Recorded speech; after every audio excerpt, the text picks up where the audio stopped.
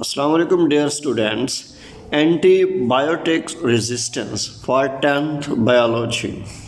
जैसा कि आप जानते हैं antibiotics are extremely important in medicine के अंदर एंटीबायोटिक का इस्तेमाल इंतहाई ज़रूरी है। But unfortunately bacteria are capable of developing resistance to them. मगर बदकिस्मती ये है कि एंटीबायोटिक्स के मुसलसल इस्तेमाल से बैक्टीरिया इनके ख़िलाफ़ मज़ाहमत पैदा कर रहा है। Such bacteria are not affected by commonly used antibiotics. आम इस्तेमाल होने वाली एंटीबायोटिक के ख़िलाफ़ बैक्टीरिया मज़ाहमत पैदा कर लेता है और बैक्टीरिया मुतासर नहीं हो सकता। Definition of antibiotic resistance: the ability of bacteria not to be affected by the particular antibiotic.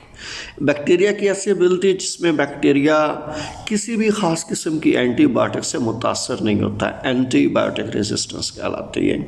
यानी सादा अल्फाज में आप बार बार एंटीबायोटिक इस्तेमाल करें लेकिन बैक्टीरिया पर कोई असर ना हो तो एंटीबायोटिक रेजिस्टेंस की टर्म इस्तेमाल की जाती है। Reason for antibiotic resistance: when bacteria are exposed to same antibiotic over and over, जब बार बार बैक्टीरिया को एक ही एंटीबायोटिक दी जाती है, they can change and are no longer affected the drug. वो उस ड्रग के ख़िलाफ़ अपने आप को तब्दील करते हैं और काफ़ी अरसा के बाद या काफ़ी अरसा तक इससे मुतासर नहीं होते हैं। Ways of developing resistance: there are many or number of ways of developing resistance against antibiotics in bacteria। बहुत सारे तरीक़ाकार हैं जिनमें से 3-4 यहाँ मेंशन किए गए हैं। First is that stoppage by internal mechanism. तो बैक्टीरिया के साइटोप्लाज्म में जिनोम में किसी तरह से इंटरनल मैकेनिज्म को तब्दील कर देते हैं जिस वजह से वर्किंग ऑफ एंटीबायोटिक के अगेंस्ट बैक्टीरिया में रेजिस्टेंस या रुकावट पैदा हो जाती है और बैक्टीरिया किल नहीं कर पाता जिससे डिजीज़ कम नहीं होती। Actually in the sense of internal mechanism होता ये है कि बैक्टीरिया अपने सेल साइटोप्लाज्म में एंडोस्पोर डेवलप कर लेते हैं। एंडोस्पोर डेवलपमेंट की वजह से सेल वॉल वगैरह तो ब्रेक कर जाती है लेकिन बैक्टीरिया कम्प्लीटली ब्रेक नहीं करता। जब बैक्टीरिया कम्प्लीटली ब्रेक नहीं करता जो हम एंटीबायोटिक खाना छोड़ देते हैं वो फुली रिकवर्ड होता है, फिर से अपेयर होता है और बीमारी फैला सकता है। Second way is transfer of genes. Bacteria can also transfer the genes responsible for antibiotic resistance between them. तो बैक्टीरिया एक दूसरे के साथ या बैक्टीरिया आपस में एंटीबायोटिक रेजिस्टेंस पैदा करने वाली जीन्स एक दूसरे के साथ शफल करती हैं, तब्दील कर लेते हैं।